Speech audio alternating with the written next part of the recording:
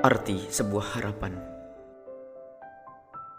Alangkah banyaknya pekerjaan yang telah kita kerjakan dari pagi hingga petang, dan kadang berlanjut hingga tengah malam, bahkan ada yang bersambung hingga pagi berikutnya.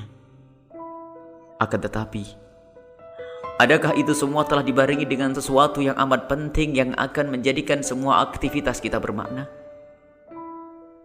Ia adalah niat, maksud dan tujuan. Ia adalah ruh dari semua amal perbuatan kita. Disitulah tempat pandang dan penilaian Allah Subhanahu wa Ta'ala. Kemuliaan seseorang tergantung pada apa yang ada di kandung hatinya. Penarik becak, penjual bakso, seorang ustadz, pejabat, semuanya sama-sama jelek di hadapan Allah Subhanahu wa Ta'ala jika yang terkandung di dalam hatinya adalah rencana busuk, niat yang jelek, dan tujuan yang tidak baik. Begitu juga sebaliknya.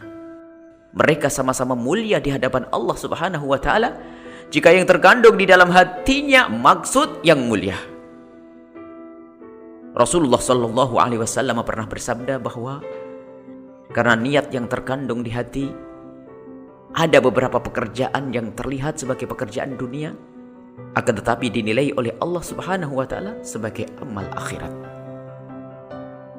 Dan ada amal yang terlihat sebagai amal akhirat, akan tetapi dinilai oleh Allah Subhanahu wa Ta'ala sebagai amal dunia yang buahnya tidak bisa dipetik di akhirat. Yang lagi sholat, berdakwah, berinfak, mendapatkan nilai maksiat jika semua itu dilakukan tidak disertai niat baik yang tulus dalam mengabdi kepada Allah Subhanahu wa Ta'ala.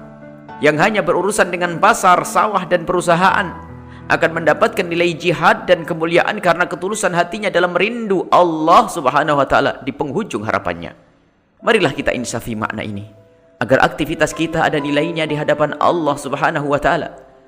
Sebelum kita pergi melaksanakan aktivitas, marilah menghadap kepada Allah Subhanahu wa Ta'ala dengan air wudu, lalu sholat hajat 2 rakaat, kemudian memohon kepada Allah Subhanahu wa Ta'ala agar mempermudah urusan kita. Lalu kita tutup dengan merenungi apa yang ada di hati kita.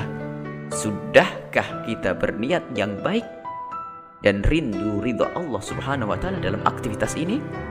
Kemudian senantiasa sertakan makna ini sepanjang kita beraktivitas.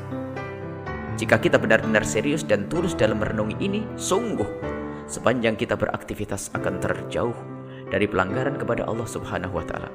Sebab yang menuju Allah Subhanahu wa Ta'ala akan senantiasa mengambil cara yang diridhai oleh Allah Subhanahu wa Ta'ala agar sampai kepada tujuan.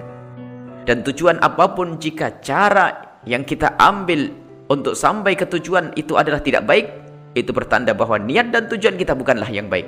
Dan bagaimanapun juga kita tidak akan sampai kepada tujuan, yaitu ridha Allah Subhanahu wa Ta'ala. Wallahu a'lam bishawab.